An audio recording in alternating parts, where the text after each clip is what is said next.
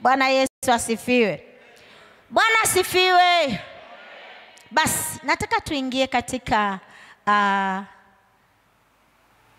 neno letu la leo ama ujumbe wetu wa leo ambao Bwana ametamani tukaushiriki katikati yetu kwa sababu Mungu wetu anatuwazia mema. Amen. Bwana Yesu asifiwe sana. Kuna neno ambalo limekaa kwa moyo wangu tangu mwanzo wa mwezi huu. Na nikasoma andiko jana mahali kitabu cha Mhubiri. Nazungumzia mahali ya kwamba heri mwisho wa jambo kuliko mwanzo wake. Bwana Yesu asifiwe sana. Kwa hivyo somo hili ambalo Bwana alilihimiza ndani ya moyo wangu mwanzo wa mwezi huu mpaka sasa, Bwana bado anaendelea kulihimiza ndani yangu. Amen. Niko namwambia Bwana sasa itakuwa hii ni kila kitu kinarudiwa tu. Kuna wale ambao mtu anasikia kusinywa ujumbe unaporudiwa kwa sababu anataka mambo mapya kila siku. Sasa Roho Mtakatifu akanionya kwa nguvu sana. Amen. Kaniambia sitafanya vitu kama watu wengine wanavyofanya, nitafanya kama Roho anavyonielekeza kufanya. Amen. Bwana Yesu asifiwe. Kwa maana kundi hili ni la Bwana na Roho Mtakatifu ndiye anakuwa kama anayetuelekeza vile Bwana anavyotaka tufanye. Amen. Kwa hivyo hatutafanya kwa akili zetu na sitafanya kwa akili zangu, bali nitafanya kwa mwongozo wake yeye, maana kanisa hili ni lake. Amen. Bwana asifiwe. Bwana Yesu asifiwe. Basi nataka tuingie katika maandiko matakatifu na ujumbe wetu ni ule tu ambao Roho Mtakatifu aliuhimiza tangu wiki ya kwanza ya mwezi huu, ya kwamba Bwana anatamani sana ama analifuatilia kumbukumbu la matendo yaliyomgusa Bwana. Mungu wetu anafuatilia kumbukumbu ya matendo yaliyomgusa Bwana. Na tunaamini kwamba leo Bwana tutamkumbusha. Kama kumbukumbu la mtu limesahauliwa, Bwana atalifanya likumbukwe. Amen. Bwana Yesu asifiwe sana. Kwa maana tunaona ya kwamba Bwana anapolikumbuka kumbukumbu la mtu aliyemfanyia Bwana kitu, basi kunakuwa na utofauti na mtu huyo. Amen. Bwana asifiwe. Kunakuwa na utofauti na mtu huyo. Tuliona kulikuwa na mabadiliko ya maisha ya mtu aliyeitwa Mordekai, kwa sababu kulikuwa na kumbukumbu ya tendo ambalo Mordekai lilifanya na aliona anamfanyia mtu, lakini kumbe lilimgusa Bwana. Basi Mordekai hali zake zikabadilishwa. Amen. Kwa sababu Bwana alikumbuka tendo alilolitenda Mordekai likamgusa Bwana. Kwa hivyo ikawa kitu ambacho kitabadilisha maisha ya Mordekai, kumweka mahali tofauti na pale mahali watu walipomzoea. Amen. Bwana Yesu asifiwe. Tunamshukuru Bwana kwa sababu ya our media team. Bwana wabariki sana. Namshukuru Bwana pia kwa watu wetu ambao wanasimamia vyombo vyetu. Bwana awabariki sana, kwa maana Bwana aliwaweka hapa kwa kusudi kwa wakati kama huu. Amen. Mkatusaidie kufanya kazi hii ambayo Bwana ametuitia kufanya kwa wakati huu, nanyi mkiwa pamoja nasi mkitushika mkono na kutufanya tuendelee vizuri kwa sababu yako. Amen. Matendo ya mgusayo Bwana. Kwa maana kunayo matendo mtu anapoyatenda humgusa Mungu. Na Mungu anapoona matendo mema, naye hutenda ya ajabu kwa mtu huyo. Bwana Yesu asifiwe sana. Mungu wetu huguswa na matendo ya mtu aliyoyatenda mema yaliyomgusa Bwana, naye Bwana anapoyaona matendo hayo, naye Mungu hupenda kumfanyia mtu huyu tendo la ajabu. Amen. ama majibu ya ajabu. Amen. Tasoma kitabu cha Mambo ya Nyakati wa Pili. Hapo kunayo maneno ambayo ama kunayo matendo ya mtu ambayo yalimgusa Bwana. Na matendo yalipomgusa Bwana ya mtu huyu, hakuwa mtu mdogo, alikuwa ni mtu ambaye amewekwa katika mamlaka, lakini katika mamlaka yake akachagua kufanya kitu ambacho kilimgusa Bwana. Amen. Mambo ya Nyakati wa Pili mlango wa 29. Naomba Pastor Kiambie awe na kipaza sauti. Tunaposoma maandiko haya, tutasoma kwa kirefu kidogo na Bwana atatusaidia kwa maana ako nasi. Mambo ya Nyakati wa Pili mlango wa 29. Tunasoma kuanzia mstari wa kwanza hadi mstari wa 6 na alafu tutasonga mbele zaidi baadaye. Bwana anatusaidia. Asante Pastor, tusaidie kusoma neno la Bwana. Hezekia alikuwa na umri wa miaka 25 alipoanza kutawala. Akatawala katika Yerusalemu miaka 29, na jina la mamaye aliitwa Abia binti Zekaria. Akafanya yaliyoadili machoni pa Bwana, sawasawa na yote aliyoyafanya Daudi babaye. Yeye katika mwaka wa kwanza wa kutawala kwake, katika mwezi wa kwanza, alifungua milango ya nyumba ya Bwana, akaitengeneza. Akawaingiza makuhani na Walawi, akawakusanya uwandani upande wa mashariki. Akawaambia, nisikieni enyi Walawi, jitakaseni nafsi zenu sasa, mkaitakase na nyumba ya Bwana Mungu wa baba zenu, mkautoe uchafu katika patakatifu. Kwa maana baba zetu wameasi na kufanya yaliyo maovu machoni pa Bwana Mungu wetu, wamemwacha na kugeuzia mbali nyuso zao na makao ya Bwana na kumpa maungo. Amen. Wacha tuombe kwa ajili ya neno la Bwana. Tuombe. Baba, tunakushukuru na tunadhimidi jina lako Mungu wetu kwa neema hii ambayo umetupatia siku ya leo ya kuwa katika uwepo wako katika madhabahu haya ambayo Bwana umetuchagulia.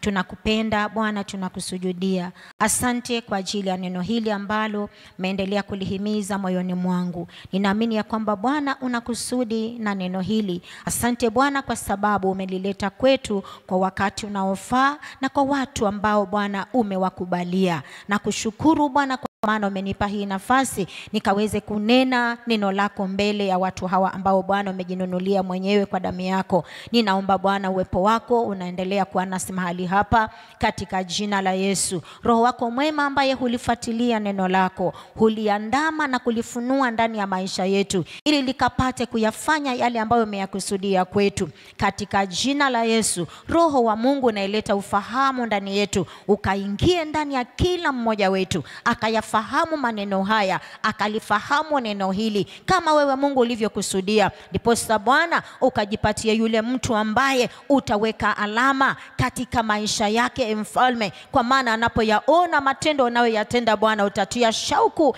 ndani ya mioyo yetu, ili nasi Bwana tukasimame katika nafasi hiyo. Ndipo Bwana kumbukumbu zetu zikapatikane katika kitabu chako cha kumbukumbu za matendo mema katika jina la Yesu. Ninabariki yule ndugu, ninabariki yule dada ambayo umemleta hapa mchana wa leo kwa kusudi hili. Roho Mtakatifu ataandamana na neno hili, likafanye kazi ndani ya maisha yetu, likafunuliwe ndani ya ufahamu wetu wa ndani, tukapate kuyaelewa aliyoyakusudia katika jina la Yesu. Kakiguse kinywa changu Bwana, wacha kikawe mfereji ulio safi, tayari kuyapitisha mahusia yako mema katika maisha yetu kwa jina la Yesu. Wewe ukaonekane katika ibada hii, maana unaifanya kuwa ya kipekee katika jina la Yesu. Najiachilia kwako wewe Bwana, ukaonekane na neno lako likatuinue na kutuweka mahali pa juu kwa utukufu na heshima ya jina la Yesu. Tumeomba tukiwa na imani.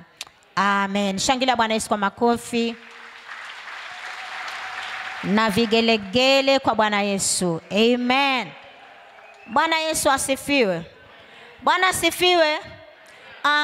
Tunaposoma kisa hiki cha Hezekia ambaye alikuwa mfalme, Maandiko inatuonyesha ya kwamba Hezekia alipoanza kutawala alikuwa kijana tu, hakuwa mtu wa miaka mingi, maana alikuwa ni kijana wa miaka 25.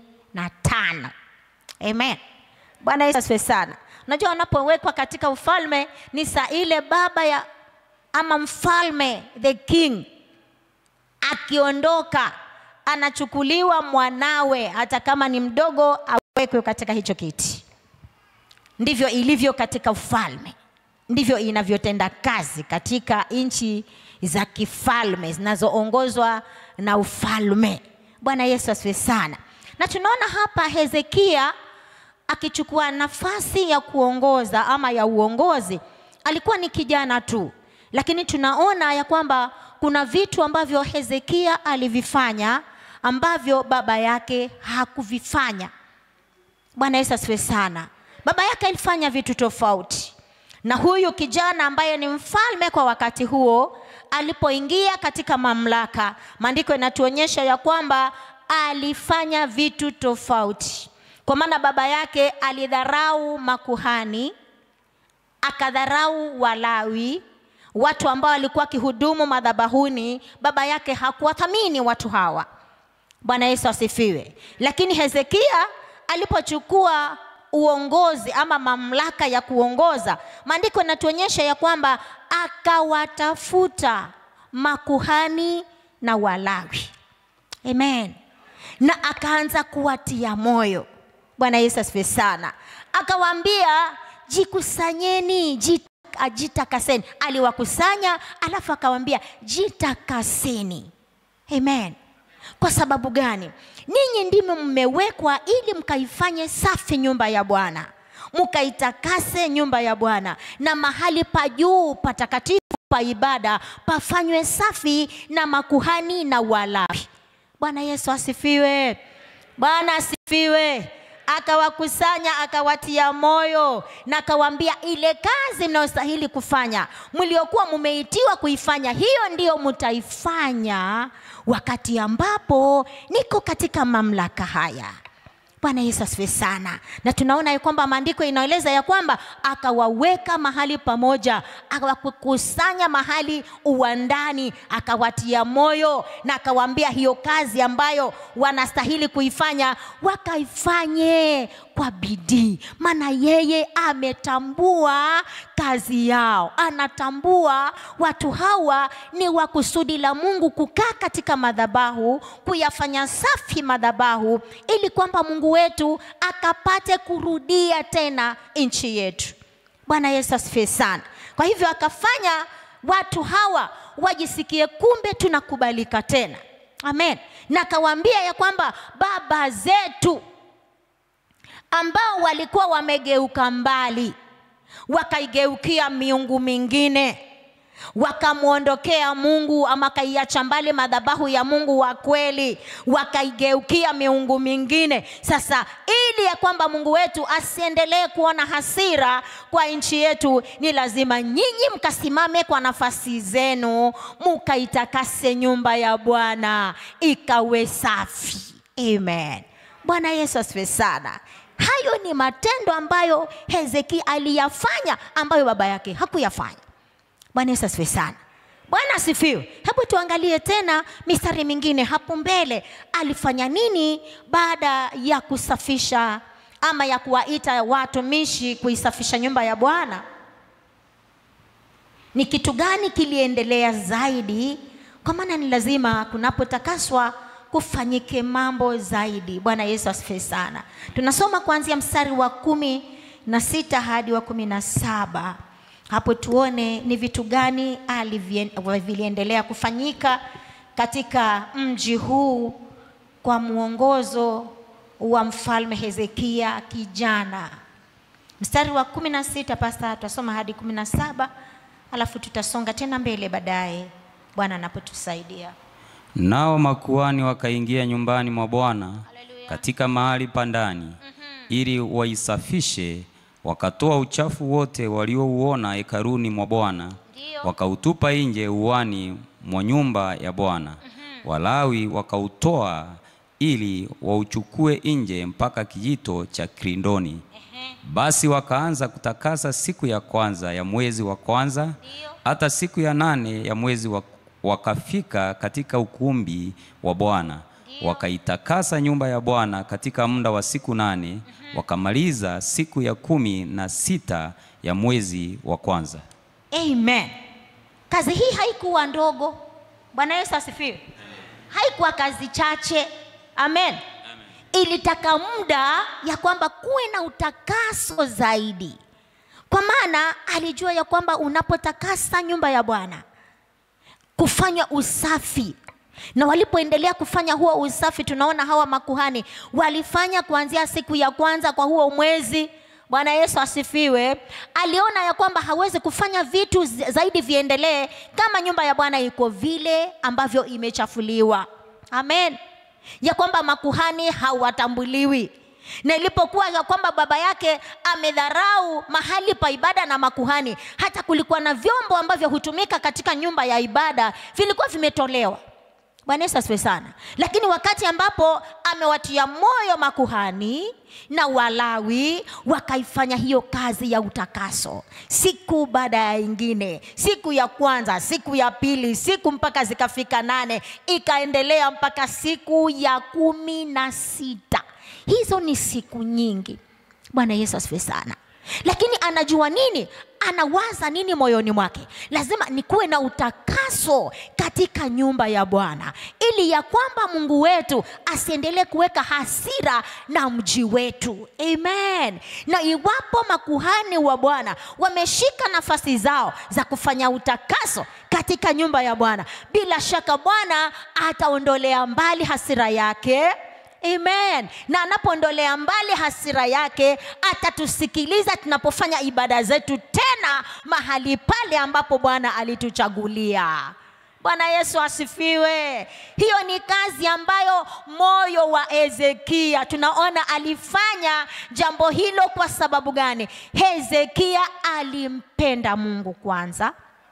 Bwana Yesu asifiwe sana. Ya pili, Hezekia alimheshimu Bwana. Bwana Yesu asifiwe sana. Bwana Yesu asifiwe.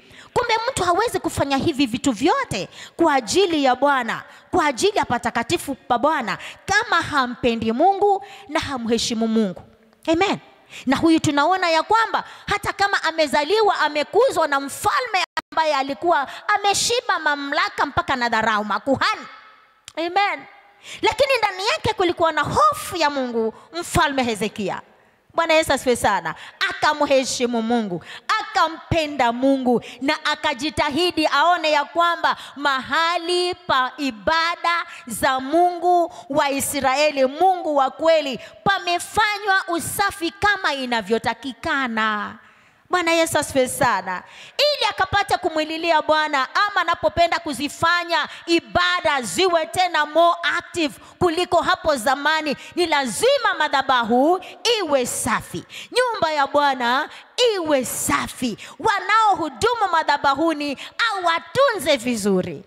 Bwana Yesu asifiwe sana. Ndani yake Hezekia alimpenda Mungu na alimheshimu Mungu.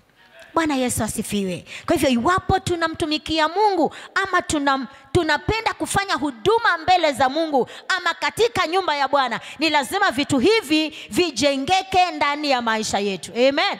Moyo wako umpende Mungu, moyo wako umheshimu Mungu. Maana unapompenda Mungu, utamfanyia huduma, ama utafanya huduma kwa moyo wako na kwa nguvu zako, na kutafanya ukiwa una nidhamu katika ibada, katika huduma yako.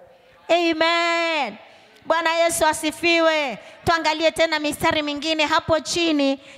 Tutasoma mistari mingi kwa andiko hili ama maandiko haya, tupate kujua vizuri mambo yaliyotendeka kwa ajili ya mtu huyu aliyempenda Mungu na kumheshimu. Tutasoma kuanzia mstari wa 20, tutasoma mpaka mstari wa 21. Hapo tutapata vile vitu alivyovifanya Hezekia kwa kumheshimu Mungu, kwa kumpenda Mungu. Amen. Tutasoma tena tukirukaruka, tukisoma mstari wa 20 hadi wa 21. Tutaruka tena tusome mstari wa 27 na 28, na Bwana atatusaidia. Amen. Ndipo Hezekia mfalme akaamka mapema, akakusanya wakuu wa mji, akapanda nyumbani kwa Bwana. Wakaleta ng'ombe waume 7 na kondoo waume 7 na wanakondoo 7 na mabeberu 7 kwa kuwa sadaka ya dhambi kwa ajili ya ufalme na kwa ajili ya patakatifu na kwa ajili ya Yuda. Akaamuru makuhani wana wa Haruni wawatoe madhabahuni pa Bwana. Mstari wa 27. Hezekia akaamuru kutoa sadaka ya kuteketezwa madhabahuni. Na wakati alipoanza sadaka hiyo ya kuteketezwa, ukaanza na huo wimbo wa Bwana na mapanda pamoja na vinanda vya Daudi mfalme wa Israeli. Na kusanyiko lote wakaabudu, waimbaji wakaimba, wenye mapanda wakaipiga. Haya yote yakaendelea hata ilipomalizika sadaka ya kuteketezwa. Amen. Bwana Yesu asifiwe. Bwana asifiwe. Haya mambo yote yanatendwa na mtu ambaye anampenda Mungu, anamheshimu Mungu, anathamini ibada. Bwana Yesu asifiwe sana. Bwana Yesu asifiwe. Ati alifanya nini Hezekia? Aliamrisha wazee wa mji wamletee sadaka ama walete mifugo kwa sadaka za kuteketezwa. Bwana Yesu asifiwe sana. Anasema wazee wa mji walete nini? Walete ng'ombe. Tena kila kitu ambacho anakitumana ama anakiitisha na hesabu yake. Bwana Yesu asifiwe sana. Ng'ombe ziletwe ngapi? 7. Haleluya. Mabeberu nao waletwe 7. Kondoo wa kiume nao waletwe kila kitu kwa hesabu yake. Haleluya. Na anapokileta katika hayo madhabahu, anajua ya kwamba vitu hivi tunavileta kwa ajili ya sadaka ya dhambi, kwa ajili ya nchi yetu ambayo baba yangu alikuwa hasemi baba yangu, anasema baba zetu waligeukia miungu mingine. Wakaachia maungo, wakaachia kisogo Mungu wa kweli. Wakafanya yaliyo machukizo katika nchi hii ama katika mji huu. Lakini sasa kwa maana ninamtambua Mungu wa kweli, ni lazima mahali pa ibada pasafishwe. Na pakisafishwa pia anajua Mungu hawezi kushuka afanye kitu kabla kuleta dhabihu. Amen. Bwana Yesu asifiwe. Akasema ziletwe dhabihu ama ziletwe sadaka za mifugo kama ng'ombe na mbuzi ama mabeberu ambao wamekolea, wamekomaa. Bwana Yesu asifiwe sana. Ili apate kufanya nini? Kuzisongeza mbele za Bwana, ili kwamba Bwana aondolee mbali hasira yake. Bwana Yesu asifiwe. Hayo ni matendo ya kushangaza Mungu. Amen. Kwa maana hatujui alifundishwa na nani, maana baba yake alikuwa mtu ambaye hamuheshimu Mungu, hakuheshimu makuhani, hakuheshimu Walawi. Akavichukua vyombo katika nyumba ya Bwana, akavipeleka katika ufalme wake, akavitumia kwa vinywaji vyake tofauti. Lakini sasa hapa kumetokezea kijana ambaye moyo wake unampenda Bwana. Haleluya. Moyo wake unamheshimu Mungu. Anafanya kitu tofauti na baba yake. Haleluya. Bwana Yesu asifiwe. Anafanya hivyo vyote akijua namfanyia Bwana. Ninataka Bwana aturidhie tena. Bwana aondoe hasira yake katika nchi yetu ama katika mji wetu na hata katika ukoo wangu. Bwana atuhurumie, alete msamaha. Ndiposa ameleta hizo sadaka za kuteketezwa kwa ajili ya kuondoa dhambi. Mungu awasamehe. Bwana Yesu asifiwe. Na alipozileta anakumbuka kinachofanywa katika madhabahu. Ni lazima makuhani wawe hapo. Haleluya. Bwana Yesu asifiwe. Tunaona hapo 27 ya kwamba sasa amewaleta makuhani, kwa maana hizi sadaka zimeletwa. Haleluya. Bwana asifiwe. Bwana Yesu asifiwe. Kwani mmeboeka aje? Hebu uliza jirani, kwani umeboeka?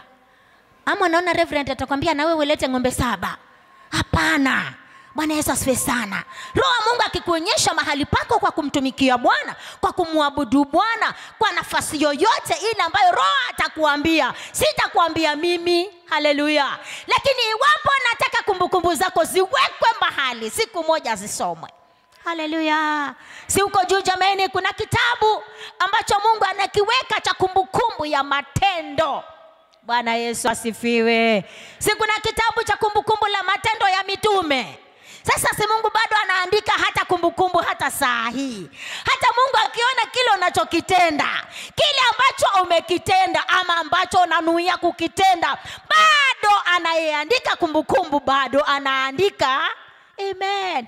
Anaweza kusema kumbukumbu ya matendo ya wana wa Lord's Gathering Fellowship Church imeonekana, ikamstua Mungu katika ufalme wake, maana anafanya zaidi. Haleluya.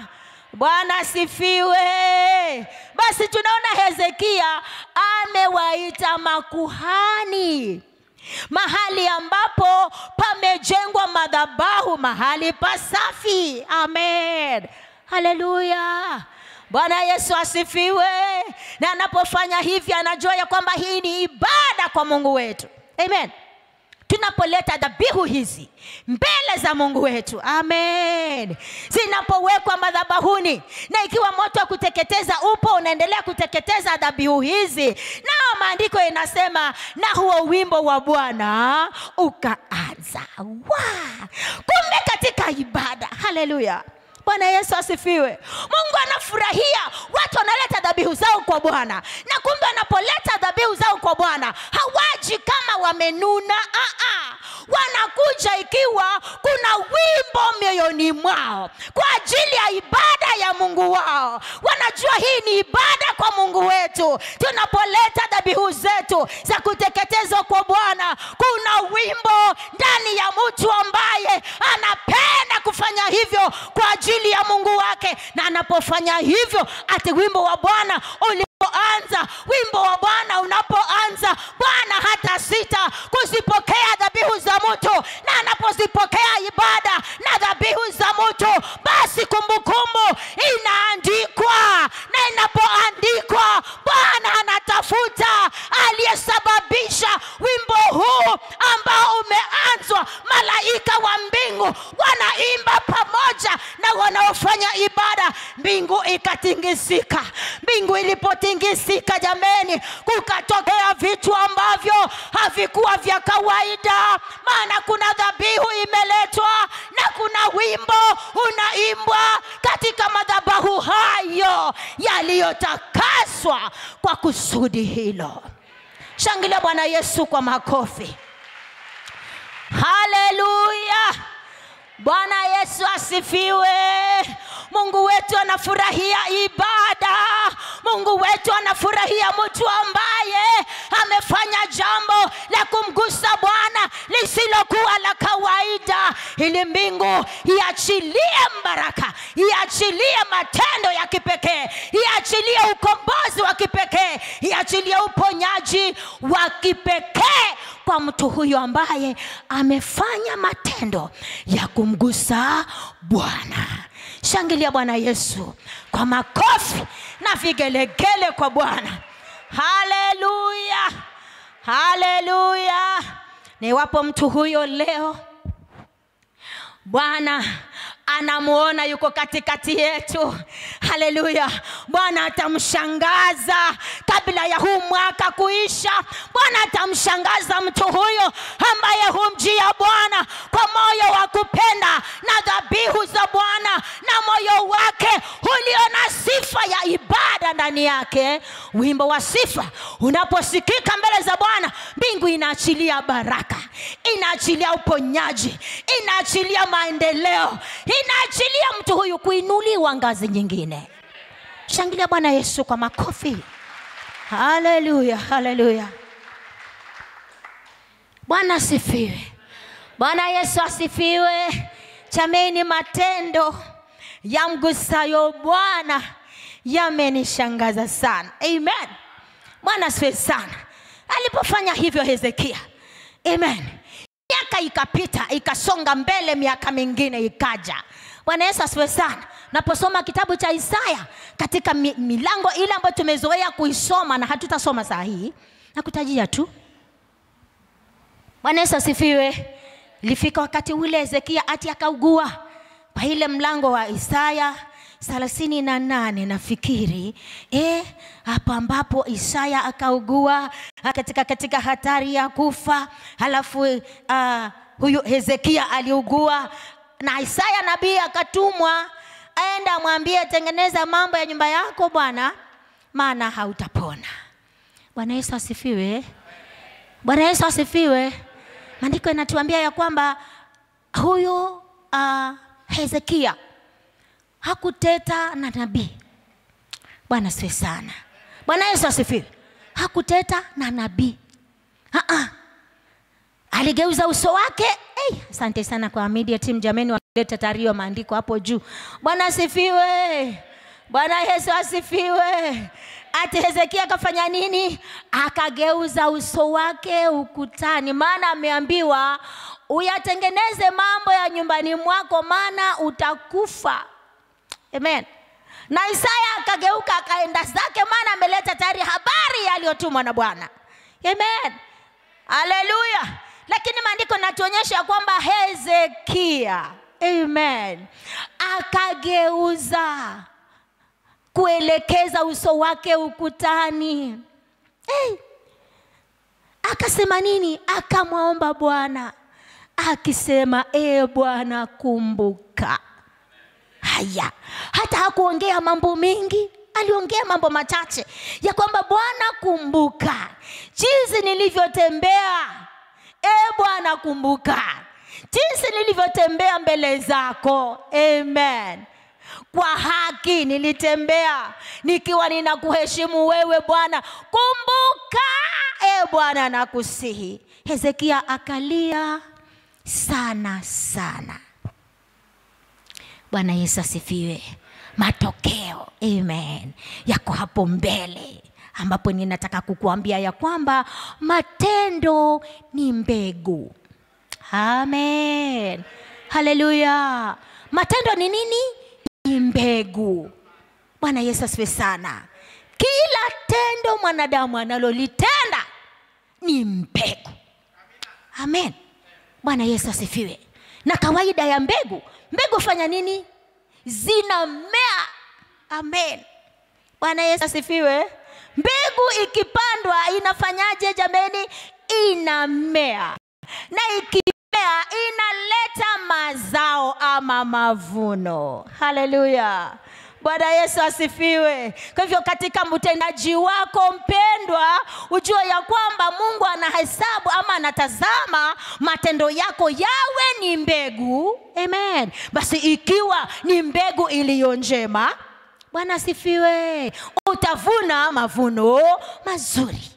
Amen. Na kama mbegu yako unayoipanda ni ndimu, utakula hiyo ndimu tu, utakuwa slim tu, si ndio? So nasema kila ndimu sijui ukue na ukue fat, ukue nini. Jamani, lakini mimi sili ndimu. Mimi sili ndimu. Hata naiogopaga. Ni kila ndimu na kwenda heartburn. Sasa wengine wanashinda kukula ndimu. Lakini mimi nasema hivi jameni, tengeneza matendo yako yawe mbegu nzuri. Amen.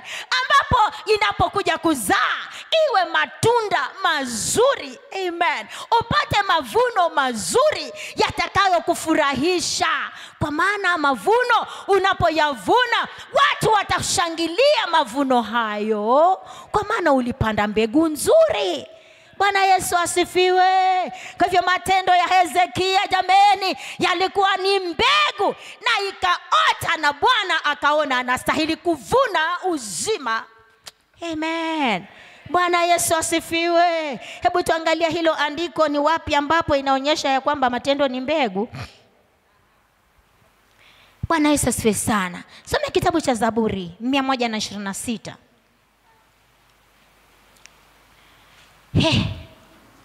Ati matendo ni mbegu.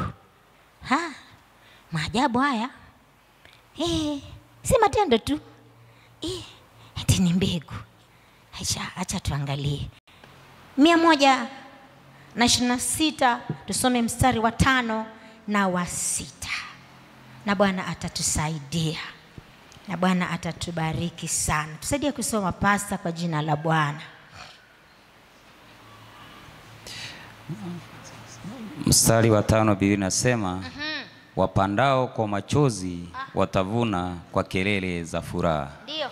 Ingawa mtu anakwenda zake akilia, azichukuapo mbegu za kupanda, hakika atarundi kwa kelele za furaha. Amen. Aichukuapo miganda yake. Haleluya. Bwana Yesu asifiwe. Bwana Yesu asifiwe. Ni kina nani hawa?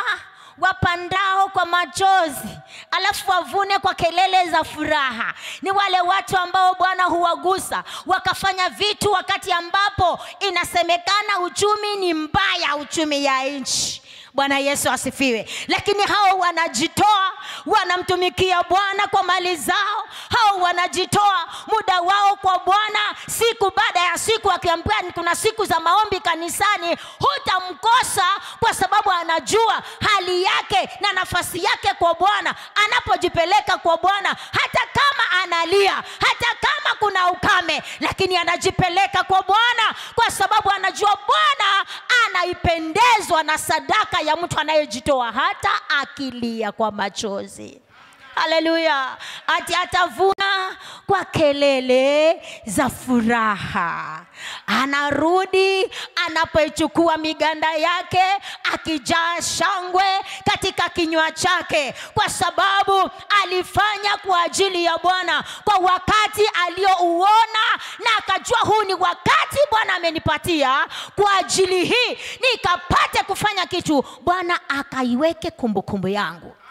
Haleluya. Kwa hivyo jamani, tunajua ya kwamba kumbe matendo ni mbegu. Bwana Yesu asifiwe. Kamwambia Bwana nisaidie. Kumbe matendo ni mbegu. Bwana unisaidie nikapande mbegu ambayo nitavuna nione furaha. Nitavuna kwa furaha, nitavuna kwa vigelegele, nisivune kwa uchungu. Haleluya. Bwana Yesu asifiwe. Basi kwa tunajua ya kwamba matendo ni mbegu. Kuna mtu mmoja katika kitabu cha Matendo ya Mitume. Tunataka kwenda haraka. Bwana tusaidie tusipoteze wakati. Bwana tusaidie. Matendo ya Mitume mlango wa 10. Kuna mtu hapa matendo aliyoyafanya, hata alikuwa anaitwa mtu wa mataifa, ambaye hakuwa katika grupu ya wale ambao wanaingia mahekaluni na kuabudu. Yeye ni mtu wa mataifa mengine, ama ni mtu wa kimataifa, si lile taifa ambalo Waisraeli walikuwa wanamheshimu ama na wanawaheshimu. Watu kama hawa walikuwa hawaingii kwa kusanyiko la hawa waliochaguliwa, waliopendwa na Bwana. Lakini kuna kitu alifanya mtu huyu cha kumgusa Bwana. Mlango wa 10 Matendo, tutaanza kusoma mstari wa 1 hadi wa 4, na Bwana atatusaidia. Yaani hapa nimeona vitu vya ajabu jameni. Kumbe Mungu hana ubaguzi. Wanadamu anaweza kubagua mtu ama kabila, lakini Mungu habagui anapoona mtu kama huyu ambaye tunataka kusoma habari zake. Matendo mlango wa 10 mstari wa 1 some hadi mstari wa 4, tuangalie habari za mtu huyu. Palikuwa na mtu wa Kaisaria jina lake Kornelio, akinda wa kikosi kilichoitwa Kiitalia, mtu mtaua, mchaji wa Mungu, yeye na nyumba yake yote. Naye alikuwa akiwapa watu sadaka nyingi na kumuomba Mungu daima. Akaona katika maono waziwazi kama saa 9 ya mchana malaika wa Mungu akimjia na kumwambia Kornelio. Akamtazama sana, akaogopa, akasema, kuna nini Bwana? Akamwambia, sala zako na sadaka zako zimefika juu na kuwa ukumbusho mbele za Mungu. Amina. Bwana asifiwe. Bwana Yesu asifiwe. Ati mchana mtu anaona maono yaliyo waziwazi, na hakuwa ameenda kanisani, alikuwa kwa nyumba yake, lakini kuna vitu alivyokuwa akivifanya, maandiko inavyoeleza. Bwana Yesu asifiwe sana, ya kwamba mtu huyo alikuwa akimcha Mungu sana. Amen. Na pia akawa na huo moyo wa kutoa sadaka zake kuwapa watu. Amen. Maana haruhusiwi kuingia hekaluni. Amina. Mahekalu za siku hiyo zilikuwa zina watu waingiao na wengine hawaingii, si kama sasa. Amen. Mtu anaingia hapa kanisani, lakini anajua mimi jioni naenda kwa muonaji mganga. Ninakuja kanisani nisikie neno la Mungu, lakini na hirizi yangu kiunoni. Anakuja tu maana ni siku za neema, na hata ameketi pale bado anaroga ibada, na bado neema ipo, anaachwa hai tu. Haleluya. Lakini siku hizo hawakuruhusiwa watu aina fulani katika nyumba za ibada. Bwana Yesu asifiwe sana. Lakini tunaona ya kwamba Kornelio moyo wake ulimpenda Mungu. Alikuwa ni mchaji wa Mungu, anamcha Bwana, anamheshimu Bwana, hata kama kazi zake hazimpi nafasi, ama vile alivyo haruhusiwi kuingia kwa mahali pa ibada, lakini alifanya nini? Juhudi ya kutoa sadaka kuwapa watu wanaohitaji. Bwana Yesu asifiwe. Bwana Yesu asifiwe. Ati akawa anasali saa 9 ya mchana. Haleluya. Akaona maono yaliyo wazi. Akashangaa, haya ni maono gani jameni? Bwana Yesu asifiwe. Alifikiria maono inaonwa na manabii. Amina. Lakini leo kuna kitu ambacho kimegusa mbingu kwa matendo yake na ibada zake kwa Bwana, na moyo wake unavyomcha Bwana na kumtolea Bwana kuwapa hata watu, maana hapati nafasi ya kuingia madhabahuni, lakini kumbe hata katika nafasi yake ya kufanya sala zake, haleluya, bado mbingu inamuona Kornelio. Haleluya. Mbingu imeona Kornelio. Haleluya. Inatuma mjumbe. Mjumbe ni malaika. Bwana asifiwe. Bwana Yesu asifiwe. Mjumbe anatumwa kwa maono anayoyaona Kornelio, ya kwamba kuna mtu fulani anaomba ama anasali, na kati ya sala za mtu huyu kuna kumbukumbu. Haleluya. Zimewekwa murundo wa yale matendo aliyoyatenda, yamewekwa. Akaambiwa, ona, kumbukumbu hii ni kwa ajili ya huyo mtu anayesali, ingawaje hayuko hekaluni, lakini kumbukumbu yake ndiyo hiyo. Imewekwa mahali ambapo mbingu inasema ni lazima atumiwe mjumbe, mtu huyu, kwa hii kazi aliyoifanya. Haleluya. Basi malaika anatumwa, anaenda kwa Kornelio, anamwambia Kornelio, nimekuja kwa sababu hii. Sala zako na sadaka zako zimefika huko juu na zimewekwa kwa ukumbusho hapo katika madhabahu ya Bwana, ama hapo katika enzi ya Mungu. Kuna kumbukumbu, ukumbusho wa matendo yako, sadaka na sala. Haleluya. Mbia mtu, sadaka na sala zinaenda pamoja. Amen. Unapoenda kusali, Bwana Yesu asifiwe sana, ujue ya kwamba Mungu anafanya nini? Anasikiliza maombi na bado anatazama sadaka. Haleluya. Bwana asifiwe. Anatazama maombi ama anasikiliza maombi na anaangalia sadaka.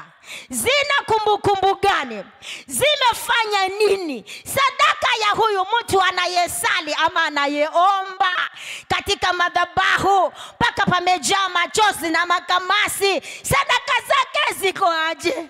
Ziko wapi? Anatafuta sadaka na sala. Haleluya. Ambia mwenzako sadaka na sala. Amen. Sadaka na sala. Mungu kumbe hasikilizi maombi tu. Maombi anasikiliza na pia anaangalia nini? Sadaka. Haleluya. Unavyoenda kusali, anaangalia sadaka zako ziko jinsi gani. Bwana Yesu asifiwe.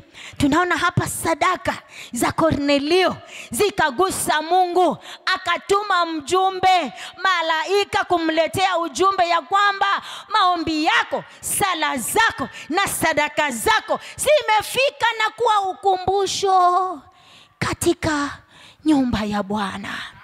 Bwana Yesu asifiwe. Kwa hivyo tunahitaji kujua ya kwamba katika ibada zetu, katika saha zetu za kuja kusali, je, Mungu akiangalia anaona sadaka yako ama anaona sala bila sadaka? Nisaidie kuuliza jirani, je, unapokuja mbele za Bwana, Bwana anaposikiliza maombi yako, je, anaona sadaka zako? Na kama anaziona, je, ni zile zinamgusa Bwana? Muulize tu. Amen. Maana lazima ziguse Bwana. Amen. Ni lazima ziguse mbingu. Bwana Yesu asifiwe. Ni lazima sadaka ifanye nini? Iguse mbingu. Ikimgusa Bwana, hatulii mpaka atakapotuma mjumbe akuletee majibu uliyoyatafuta. Haleluya. Bwana Yesu asifiwe.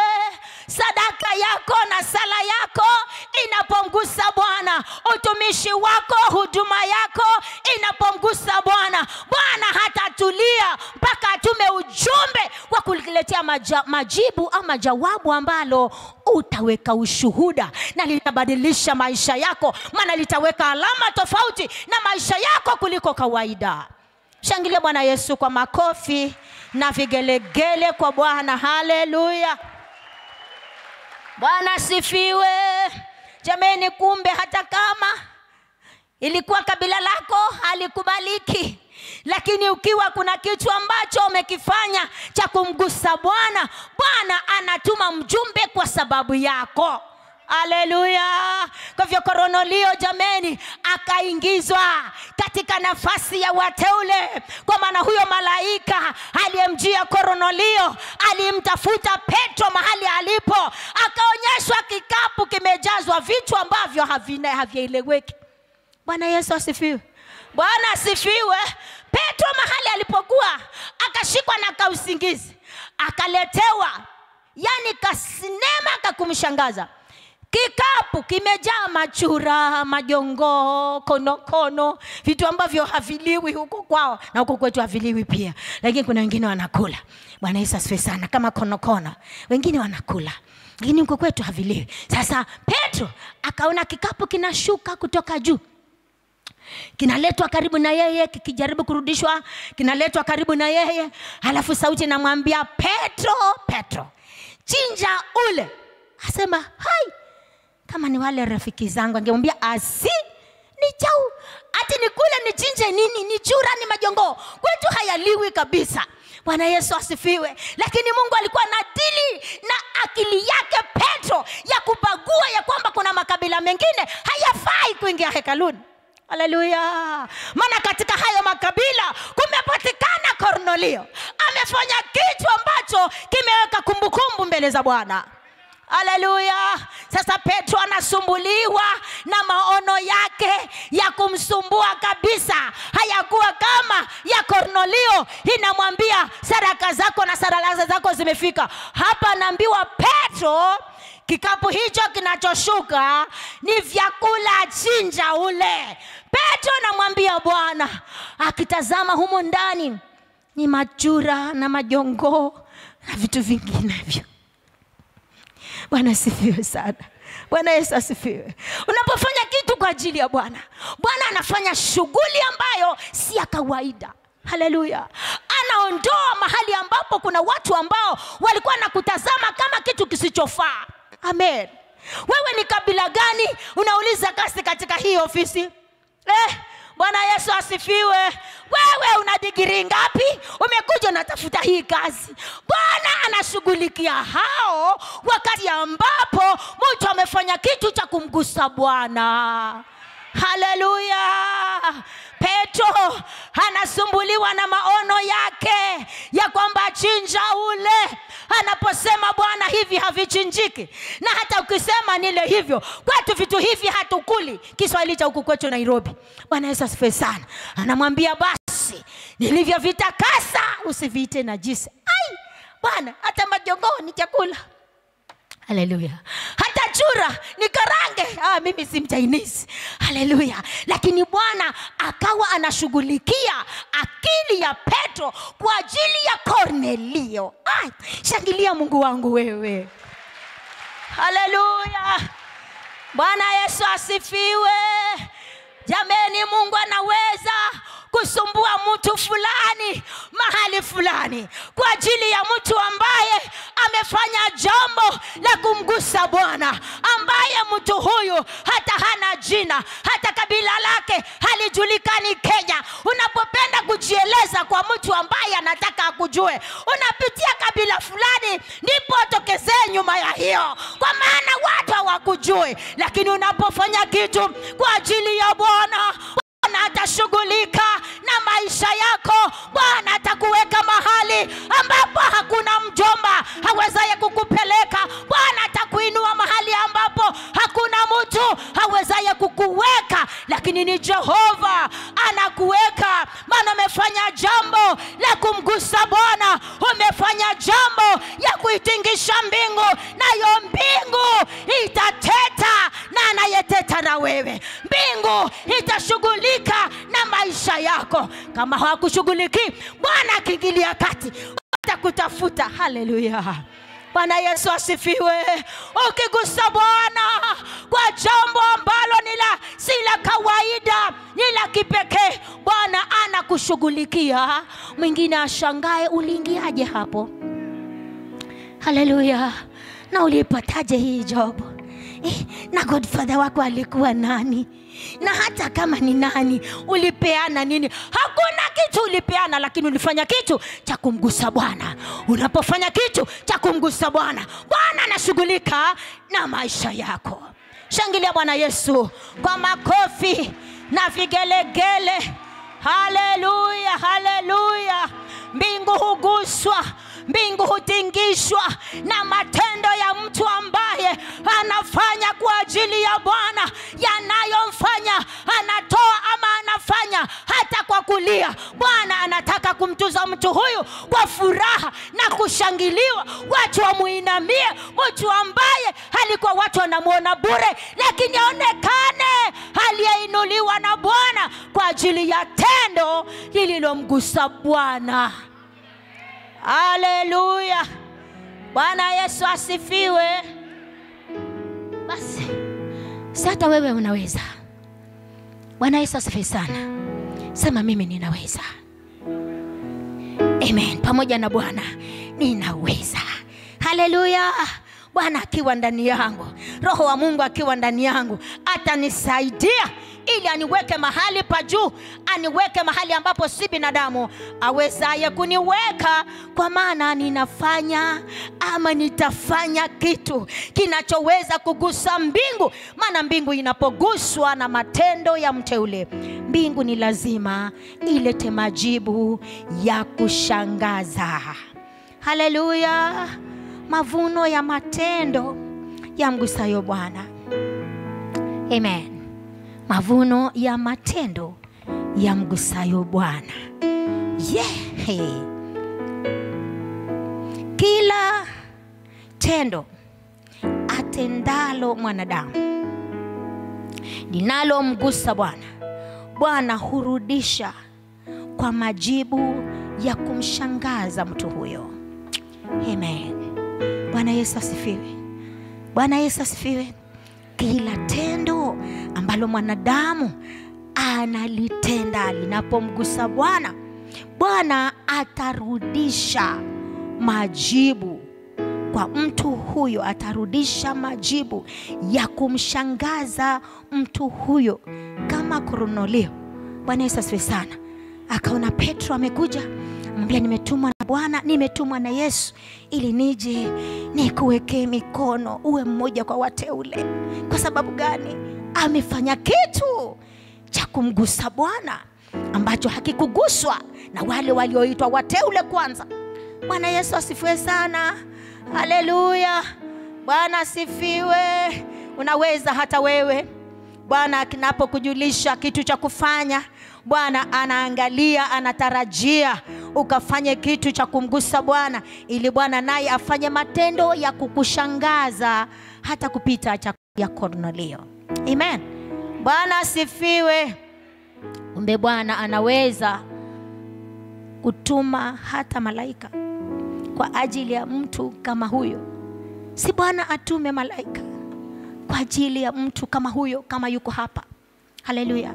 Bwana atume mjumbe awezaye kushughulikia hitaji lako, iwapo Bwana anaona hii sehemu ya moyo uliokuwa kwa Kornelio uko katikati yako, uko ndani ya maisha yako. Bwana anaweza kutuma malaika akakushughulikia. Amen. Na ukaona Bwana akikutoa mahali ambapo mtu mwingine hangeweza kukutoa. Hiyo inawezekana. Amen. Bwana Yesu asifiwe. Bwana asifiwe. Mungu anaweza kutuma mjumbe kwa ajili ya mtu mwenye matendo ya mgusayo Bwana. Amen. Matendo mlango wa 9. Matendo mlango wa 9.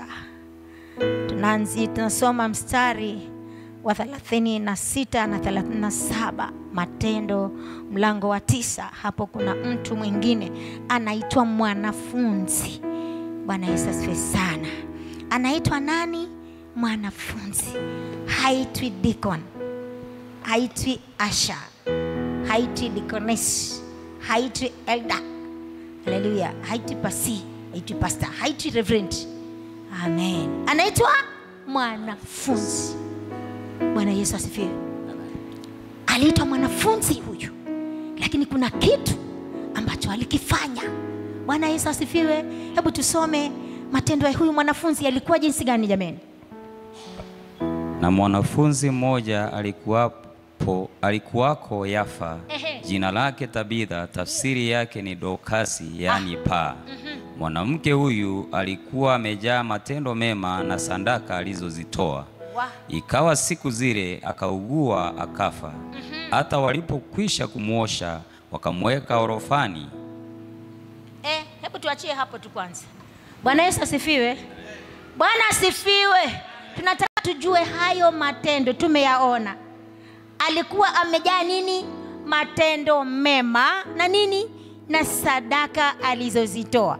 Kumbe sadaka zinawekwa mahali, ama mtu akizitoa sadaka bado ana nafasi ya kutenda matendo mema. Bwana Yesu asifiwe sana. Bwana asifiwe. Katikati yetu kuna wale ambao mtu akitoa sadaka ni hivyo. Haleluya. Nasema uongo jameni? Bwana asifiwe.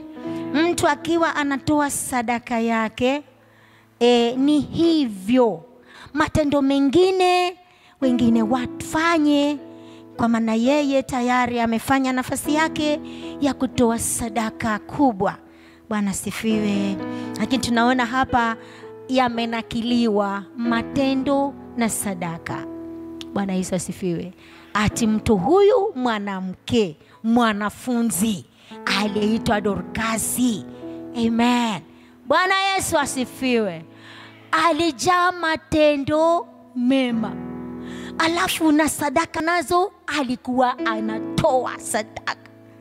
Na kwa ajili hiyo kumbe ukiwa unatoa sadaka, unafanya matendo mema, bado kuna siku ya kujiliwa kwako kama mwanadamu.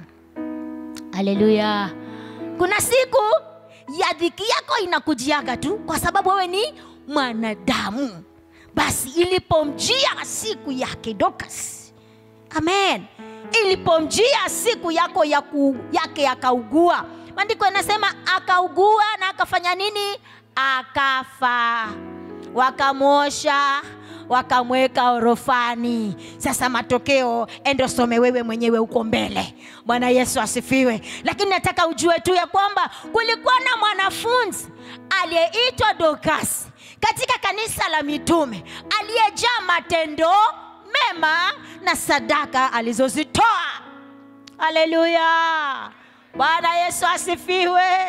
Kumbe tunayo nafasi jameni, tukiwa katika nyumba zetu za ibada, Bwana anatazama sadaka zetu na matendo mema. Ambia jirani, matendo mema. Haleluya. Ndipo yanaandikwa matendo mema. Sadaka zinawekwa mahali na matendo mema yanawekwa kama kumbukumbu, ili siku ya kujiliwa kwako, unapotafuta msaada ama watu wakikutafutia msaada, Mungu aone matendo na sadaka, atume mjumbe, atume msaada kutoka patakatifu pake kwa ajili ya mtu kama huyo. Haleluya. Bwana Yesu asifiwe.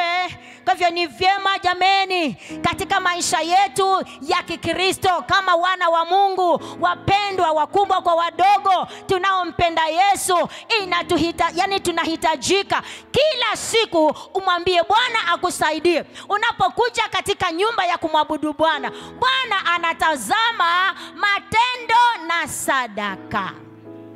Haleluya. Watu wanaboekaga na hapo. Lakini wacha nikuonyeshe matendo mengine, tunamalizia hapo. Bwana Yesu asifiwe sana. Some kitabu cha Luka mlango wa 7. Hapo ndio tunamaliza, na tunamaliza kweli.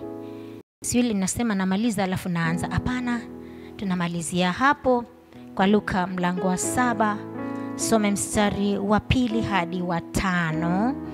Kuna kisa hapo cha mtu aliyetenda matendo yaliyogusa hata ni wakazi ama wakaaji. Kiswahili safi sijui ni kipi na Waswahili, wakaaji ama ni wakaazi waliokaa katika mji wake.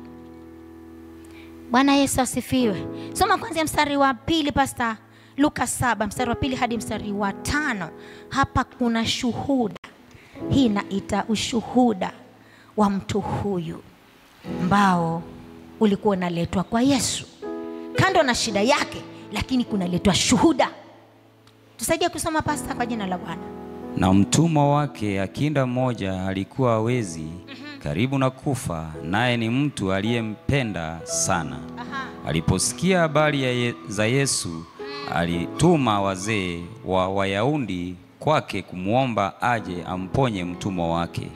Nao walipofika kwa Yesu, walimsihi sana wakisema, amestahili huyu umtendee neno hili, maana analipenda taifa letu, naye alitujengea sinagogi. Haleluya. Bwana Yesu asifiwe. Bwana asifiwe. Yani akida huyu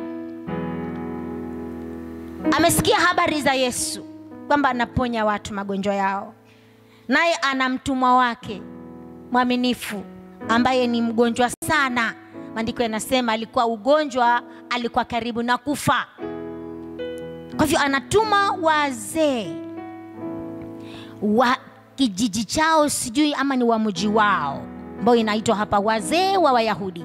Akawatuma waende wamuite Yesu. Yesu akwambia, nendeni mkapiane shuhuda zangu ya kwamba mimi ni mtu wa aina gani hapa kwetu. Aliwatuma tu, nendeni mkamuite Yesu ili aje amponye mtumwa wangu, kwa sababu ugonjwa huu inaonekana ni kana kwamba atakufa na mimi nataka aishi. Bwana Yesu asifiwe. Kwa hivyo wazee wa Wayahudi waliotumwa na huyu akida wanaenda mpaka kwa Yesu, na alipofika kwa Yesu wanamwambia Yesu, Bwana Yesu asifiwe, haleluya, ya kwamba sisi tumetumwa na akida wetu ambaye ana mtumwa wake ni mgonjwa sana, na ametutuma ya kwamba tuje tukuchukue tuende naye ukamponye mtumwa wake. Lakini wacha tukuambie Bwana, haleluya, Bwana Yesu asifiwe. Ya kwamba mtu huyu anastahili kutendewa hili. Huyu anastahili kutendewa hili. Kwa sababu gani? Kwanza, analipenda taifa letu. Haleluya. Na pili, hata ametujengea sinagogi letu, mahali petu pa ibada. Kwa hivyo mtu huyu anastahili kutendewa hili. Maana tunaona uzuri wake, tumeona matendo yake, anastahili hata yeye kutendewa wema. Haleluya. Bwana Yesu asifiwe. Je, jameni, katika maisha yetu hata sisi tulio mahali hapa leo. Haleluya. Bwana Yesu asifiwe. Kuna watu wanajua shuhuda zetu. Kuna mtu ambaye akitumwa ama umtume, ana ushuhuda wako. Anaweza kwenda mahali ambapo umemtuma, aseme huyo ndugu anastahili huyu kufanyiwa jambo hili kwa sababu hii na hii. Huyu anafaa, huyu anastahili. Bwana Yesu asifiwe. Haleluya. Lakini tunaona wazee wa Wayahudi waliona matendo ya yule akida wao, ya kwamba anastahili kutendewa, anastahili kuletewa uponyaji kwa mtumwa wake. Maana hata yeye hanyanyasi watumwa, anawapenda watumwa, anapenda taifa, na anajenga sinagogi. Haleluya. Mungu leo jameni anapotafuta katikati yetu mahali hapa, anaweza kuwa na ushuhuda wa mtu kama huyo, ya kwamba anastahili huyu. Kumbukumbu hizi ambazo nimeziweka, kuna kumbukumbu moja ya kwamba dada huyu alifanya jambo hili na hili, anastahili huyu kutuzwa kwa mema haya. Haleluya. Bwana Yesu asifiwe. Mungu anapotafuta shuhuda zetu, ama malaika anapotumwa ili alete majibu kwa ajili ya maombi yetu, anaona ya kwamba tunastahili kupata hayo majibu. Kwa maana kuna kitu ambacho kimemgusa Bwana, kinachoonekana. Kuna shuhuda kutoka mbinguni na duniani. Kwa maana unachokifanya ni lazima mbingu ijue, na hata watu wengine walio karibu na wewe wajue na shuhuda kama za huyu. Haleluya. Bwana Yesu asifiwe. Hiyo ni muhimu sana wapendwa.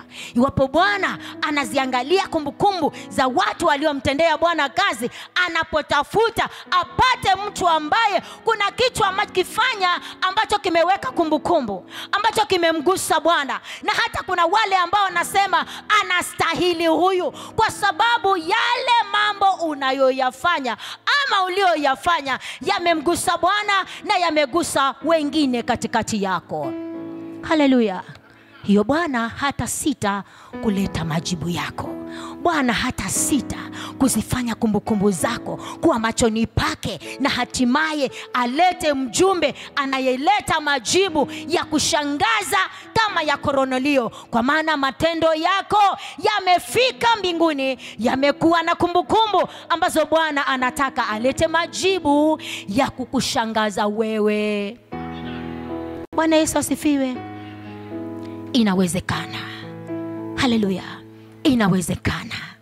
Moyo wako unapokuwa na tamanio, moyo wako unapokuwa na hiyo shauku ya kwamba mimi ninaweza, hata kama kuna hiki na hiki, lakini ninaweza, maana moyo wangu unampenda Mungu, moyo wangu unamheshimu Mungu. Bwana atakuwezesha kufanya kitu cha kushangaza mbingu, na mbingu haitasita kuleta majibu kwa ajili yako. Naomba tusimame. Haleluya, haleluya. Haleluya, haleluya. Haleluya, haleluya. Wastahili Yesu, wastahili. Oh, utukuzwe Bwana, utukuzwe Mungu wetu. Nyosha mikono yako mbele za Bwana. Mwambie Bwana, niko hapa Bwana, niko hapa. Kama kunazo kumbukumbu zangu zimewekwa, Bwana ninaomba zisisahauliwe. Bwana usinisahau, maana niko hapa leo. Unapotazama, oh Bwana, jicho lako likanione. Kama unasema ya kwamba macho yako yanatembea tembea kote ulimwenguni ili kumtafuta mtu ambaye anaweza kugusa moyo wako. Oh Bwana, niko hapa hata kama naona ya kwamba nimesahauliwa, lakini wewe Bwana haujanisahau. Wewe Bwana, kwa maana hausahau watu wako. Tangu siku za Malaki, mtumishi yule, nabii yule, alipoona ya kwamba wateule wenye haki siku zile walilalamika mbele za Bwana kwa ajili ya matendo aliyoyatenda, lakini wakawa wanaona ya kwamba hawaoni tofauti. Wanaona wale ambao hawamfanyii Mungu chochote ndio wamejengwa, ndio wamestawi. Wakalalamika mbele za makuhani na nabii huyu. Lakini Bwana, tangu siku ile, Bwana akasema ya kwamba na kiletwe kitabu cha kumbukumbu, ili yaandikwe matendo walioyatenda, watakaoyatenda, watakapoyatenda matendo ya mgusayo Bwana, yakaandikwe ili wasije wakasahuliwa tena. Ndipo Bwana akayatende mambo ya ajabu sawa sawa na yale ambayo wamemfanyia Bwana. Enda mbele za Bwana, mwambie Bwana, siku ya leo unaweza ukazifanya kumbukumbu zangu kuandikwa upya, kwa sababu wewe Mungu huna upendeleo kwa wote ambao Bwana wanakujia, wote ambao Bwana wamekutendea kazi. Wewe Bwana unawajua, maana unaandika katika kitabu chako. Na siku ya leo Bwana, naomba kumbukumbu zangu zikaandikwe upya, yale ambayo nimeyatenda kwa ajili yako, yale ambayo Bwana nimejinyima kwa ajili ya kazi yako, Bwana yakaandikwe ili yakapate kukumbukwa wakati napojiliwa. Ukayaone, ukazione kumbukumbu za matendo, ili ukanitendee, ili ukanitendee ya ajabu. Usinisahau kama ulivyokumbuka za Dorkasi, unaweza ukakumbuka na za kwangu. Kama ulipoziona za Kornelia, mtu ambaye alikuwa haruhusiwi kuingia mahali pa ibada, lakini kwa ajili ya kumbukumbu ulizoziona kwa ibada yake, na wewe Bwana ukamfanya awe mmoja wa wale wanaoingia katika nyumba ya Bwana na kuzileta hoja zao kwa Bwana, kwa maana uliwakubali. Ore makaya basia, rete pekaya mahanta, riketa lama haya bazia. Katika jina la Yesu, kumbukumbu Bwana za watu hawa zisisahauliwe. Haleluya. Ziandikwe upya kwa matendo yao.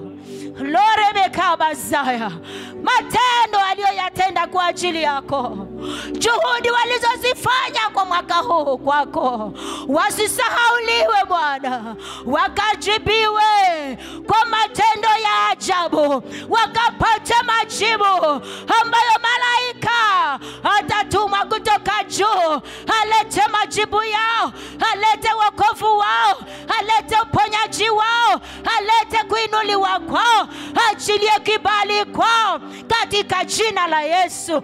Oroba kaya mahanta, zeke palara, rimoko ya mahanta rabazaya. Jina lako Bwana litukuzwe. Wewe Mungu usiyesahau matendo ya watu wako. Wewe Mungu usiyedharau kumbukumbu za matendo mema. Hata kama alifanya kidogo, lakini alifanya kwa moyo. Bwana, katika kumbukumbu yako akawekwe, jina lake likawekwe.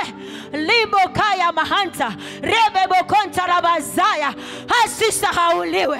Hili unapoyajibu maombi, hili unapoleta majibu ya kushangaza kwa wateule, kwa waliokutumikia, asiachwe nje dada yule, asiachwe nje ndugu yule. Siku ya leo unaziandika kumbukumbu upya, kwa maana wewe Bwana upo na ukasema ziandikwe kumbukumbu ili wasisahauliwe, ndipo wasilalamike tena kama siku za Malaki. Hawatalalamika hawa, maana unaziandika kumbukumbu hizo.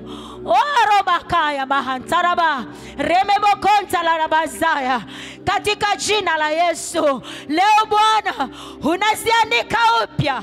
Ribabokaya basia, likepahantalaba, ili unapojibu Bwana, unapoleta majibu yao, yakaja majibu ya watu hawa waliojitoa kwa ajili yako, waliojipeana kwa ajili ya kazi yako, waliokutolea na kukutumikia kwa moyo. Bwana, wasisahauliwe. Kumbukumbu zao Bwana ziandikwe upya. Haleluya. Rebeka ramamokaya ba, ili ukatume malaika. Unapotuma ujumbe kwa ajili ya nafsi zao, unajibu Bwana, unatuma majibu ya matendo yao, unatuma majibu ya uweza wako, uweza kuwainua watu kutoka hatua moja hadi nyingine, kuwainua kutoka utukufu hadi utukufu, ili wewe ukatukuzwe maishani mwetu katika jina la Yesu. Haleluya, haleluya. Ningependa kuomba na mtu ambaye anasema, Bwana, nikana kwamba matendo yangu pengine yalisahauliwa. Bwana, nataka yakaandikwa upya. Nilitoa kwa uchache, lakini nilitoa kwa moyo wa kupenda. Naona kana kwamba haijaandikwa. Bwana anaweza kuiandika leo, ili Bwana akakumbuke siku ya kujiliwa kwako, akakuletea majibu ya kushangaza, akatume wokovu katika jamii yako, akatume ukombozi katika jamaa zako, akatume neno la kibali katika kazi zako. Kwa maana Bwana anaweza kufanya hilo kwa yule ambaye anasema, Bwana, niko hapa, ninatamani Bwana nikahakikishe ya kwamba yameandikwa yale ambayo nimetenda, na kuanzia leo nitaendelea Bwana kuendelea kufanya ya kukusayo wewe, ili nisisahauliwe kama siku zile Kornelio alikubaliwa. Hata kama alikuwa kwa kabila lake hawaruhusiwi, lakini kwa ajili alichokitenda, sala yake na sadaka yake ikakubalika kwa Bwana. Bwana anaweza kuiandika kumbukumbu yako tena, ili ukapate kumkumbusha Bwana wakati ambapo maandiko yanasema wasiwe na kimya wale wamkumbushao Bwana. Ukawe ukisema, Bwana, sitanyamaza na kukumbusha, kwa maana ndio nasema tusiwe na kimya. Bwana anaweza kukuweka katika kumbukumbu la wale kuanzia sasa, ili Bwana akatukuzwe wakati wa kujiliwa kwako. Bwana akaone akiinuliwa katika maisha yako. Bwana akakuinue na kukuweka mahali ambapo hautasahau ya kwamba Bwana si yule ambaye anabagua watu. Bwana habagui sura. Bwana haangalii ni wa kabila gani, lakini wale ambao walijitoa kwa moyo, walijitoa kwa nguvu zao, Bwana anapenda kuwatuza kwa mambo ya ajabu. Haleluya.